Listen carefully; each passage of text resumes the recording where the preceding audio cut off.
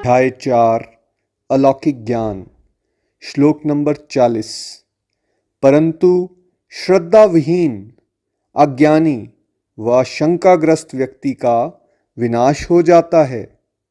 संदेह करने वाले को ना तो इस लोक में और ना ही परलोक में सुख मिलता है। जय श्री कृष्णा डिवोरीज। पिछले श्लोक में भगवान जी ने समझाया था कि जो श्रद्धा से चलते हैं और आत्म संयम करते हैं उनको ये भगवत ज्ञान मिलता है और दिव्य शांति मिलती है। इस श्लोक में ये समझा रहे हैं ऑन द अदर हैंड वो लोग जो श्रद्धा विहीन होते हैं, मतलब जो भगवान पे फेथ ही नहीं करते और अज्ञान में होते हैं और शंकाग्रस्त रहते हैं, हमेशा डाउट्स होते हैं उनको, तर्क वितर्क लगाने हैं, इसका क्या मतलब, क्या पता कैसा, हु नोज़ किसने बोली थी भागवत गीता, क्या पता ये इंसान ने लिख दी हो, क्या पता ऐसा था, क्या पता वैसा था। जब हम बहुत ज़्यादा डाउट्स करते रहोगे तो उससे क्या होता है कि आत्मा का पतन हो जाता है। और भगवान कह रहे हैं संदेह करने वाले को ना तो इस लोक में सुख मिल सकता है ना परलोक में सुख मिल सकता है। देखिए, एक हस्बैंड वाइफ का रिलेशनशिप ही हो या दो दोस्तों का रिलेशनशिप हो, अगर उसमें बहुत ज़्यादा डाउट हो ना, तो क्या सच में वो रिलेशनशिप हेल्दी रहता है? क्या उस रिलेशनशिप में भी कोई पीस और हैप्पीनेस रहती है? आंसर इज़ नो, नहीं रहती है। तो यहाँ तो भगवान के साथ रिलेशनशिप है ना हमारा। जैसे ही डाउट आया वहाँ से गड़बड़ होना शुरू हुआ। और डाउट आते क्यों हैं? क्योंकि हम अहंकारवश ये मानने को तैयार नहीं है कि हम नहीं समझ पाएंगे सब कुछ। और जैसे वो लोमड़ी की स्टोरी थी ना, अंगूर दूर थे, वो खा नहीं पाई तो उसने कहना शुरू कर दिया कि अंगूर खट्टे हैं। हमें कोई बात समझ नहीं आती या हमारी थॉट प्रोसेस की बड़ी बाहर होती है, हम फटाफट कहना शुरू होते हैं यार ये नहीं हो सकता, ऐसा थोड़ी हुआ होगा, ऐसे कैसे हो सकता है। ठीक है, देखिए जैसे हम स्कूल में गए थे, हम नर्सरी में थे, एलकेजी में थे, हमारे टीचर ने बोला ए फॉर एप्पल, हमने उसमें तर्क नहीं लगाया ए फॉर एप्पल क्यों, ए फॉर बैट क्यों नहीं हो सकता। हमने एक्सेप्ट कर लिया उसको एज इट इज़। जब हमने एक्सेप्ट कर लिया, बहुत साल के बाद हम सीधे सीखते रहे। एक दिन ऐसा भी आया कि हमने इंग्लिश में ऐसे भी बना लिया, बट हमने पहले दिन ही अगर ये क्वेश्चनिंग में और फंस जाते हम, नहीं ए फॉर एप्पल नहीं होता, ए फॉर बैट हो सकता है या बी फॉर कैट हो सकता है, तो हम आगे नहीं बढ़ पाते। ठीक है, वैसे ही हमें ये समझना पड़ेगा, when you start understanding that you can never understand God, that is the beginning of understanding God. जब आप ये बात समझ जाते हो कि आप भगवान को समझ ही नहीं सकते हो, तब एक्चुअली आप भगवान को समझने की शुरुआत करते हो, बिकॉज ट्रू सेंस में तब आप विनम्र हो जाते हो। कोई हैरानी का विषय है क्या कि आप भगवत गीता पढ़ रहे हो और आपको श्लोक समझ नहीं आया, आप रिलेट नहीं कर पाए? हैरानी का विषय नहीं है, क्योंकि ये अलौकिक बातें हैं। हमारी बुद्धि आज लौकिक है ना। जैसे कि आप 3D मूवी देखने गए हैं कभी, उसमें एक चश्मे लगाने पड़ते हैं, राइट। अगर मान लीजिए कोई गांव से आया हो, उसने 3D मूवी ना देखी हो और वो सीधे जाके थिएटर में बैठ जाए और उसने वो चश्मे ना लगाए हों, तो क्या उसको 3D मूवी दिखती है या सब धुंधला धुंधला दिखना शुरू हो जाता है? उसको सब कुछ धुंधला धुंधला दिखता है।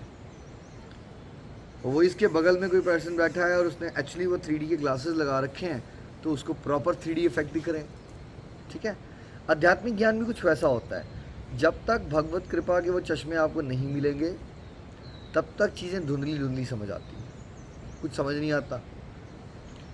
तो पहले से ही अगर आप ये पकड़ लो कि नॉर्मल है, मैं लौकिक हूँ, सीमित बुद्धि हूँ, मुझे भगवान की बातें अभी समझ नहीं आएंगी, और फिर विनम्र हो जाओ। शंका करोगे, डाउट करोगे तो पतन हो जाएगा, विनम्र होकर प्रार्थना करोगे तो कल्याण हो जाएगा। तो ये चॉइस आपको लेनी है। देखिए, संसारिक ज्ञान लेते समय भी जो आपके टीचर्स थे, अध्यापक थे, उनके साथ विनम्र होते हो, तब वो टीचर्स आपको अच्छे से पढ़ाते हैं। या आप तर्क वितर्क लगा के शंका करते हो उन पर, तब वो समझाते हैं। आप में से बहुत सारे लोग खुद भी टीचर्स होंगे या पेरेंट्स के रोल में आप गाइड कर रहे हो। आप खुद बताइए, अगर जो आपके बच्चे हैं या आपके शिष्य हैं, वो अगर आपको श्रद्धा से सुनना चाहें, तब अपना बेस्ट आप उनको डिलीवर करते हो, या अगर वो डाउट करें, तर्क वितर्क में फंस जाएं, तब आप डिलीवर करते हो? नेचुरल सी बात है। जब कोई शंका बहुत ज़्यादा करता है आप पे, अब बोलते ठीक है भाई, तेरे को लगता है कि मैं सही नहीं बता रहा, तू अपने आप पढ़ ले, अपने आप समझ लेना। वैसे ही जब हम भगवद गीता पढ़ते हैं और मान लीजिए किसी के दिल में आए, नहीं भगवान ये कैसे है, ये तो मैं पर का प्रयोग करते हैं, ये कैसे भगवान हो सकते हैं, ये वो, राइट, कुछ भी आ सकता है हमारे मन में। अगर हम उसमें उलझे रहे तो फिर क्या होगा, हमें भगवत ज्ञान की कभी प्राप्ति नहीं होगी और नुकसान भगवान जी का नहीं है, हमारा पतन हो जाएगा। और जो हम मन की शांति ढूंढ रहे हैं, सुख ढूंढ रहे हैं, सब कुछ असंभव है जब तक हम भगवान का शरणागत ना हो और श्रद्धा से इस बात पे ना चलें, तब तक सही मायने में फ्रेंड्स हमारा जीवन व्यर्थ है। हम श्रद्धा कर लेते हैं, भैया आप सिंगापुर घूमने जा रहे हो, आपको पता है वो पायलट कौन है, क्या पता उसने ड्रग्स लिए हों, ऐसी बातें क्यों नहीं सोचते? आप तो फिर भी सिंगापुर एयरलाइंस की फ़्लाइट में या मलेशियन एयरलाइन में बैठ जाते हो कि यार कोई बात नहीं, अच्छी एयरलाइंस है, पहुँचा ही देगी। कितनी विश्वास करते हो आप उन लोगों पे। आप गोलियां खा जाते हो, आपको ये भी नहीं पता होता कि उस गोली के अंदर एग्जैक्टली क्या है, उसकी केमिकल कंपोजिशन क्या है। जस्ट बिकॉज डॉक्टर ने बोला है कि गोली खा लो ठीक हो जाओगे, श्रद्धा तो करते हो। संसार में आप हर एक चीज़ पे श्रद्धा करते हो, लेकिन भगवान से जुड़ी बातों पे आपको दिमाग लगाना है। ठीक है, संसार में दिमाग लगाइए, प्रभु के रास्ते में दिल लगाइए। अभी क्या हो रहा है, हम संसार के साथ दिल लगाते हैं और प्रभु की बातों में दिमाग लगाते हैं। करो उल्टा, संसार में फिर भी दिमाग लगाइए कि कहीं मुझे ये चीट तो नहीं कर रहा है पर्सन, थोड़ा चेक कर लीजिए। लेकिन जब भगवान से जुड़ी कथाएं सुनते हो, भगवान के ग्रंथ सुनते हो, दिल लगाने की कोशिश कीजिए, आनंद लेने की कोशिश कीजिए और समझिए कि सब कुछ समझ तो नहीं आएगा, लेकिन कम से कम मैं इतना ब्लेस्ड हूँ कि प्रभु मुझे अपनी बातों को श्रवण करने को दे रहे हैं।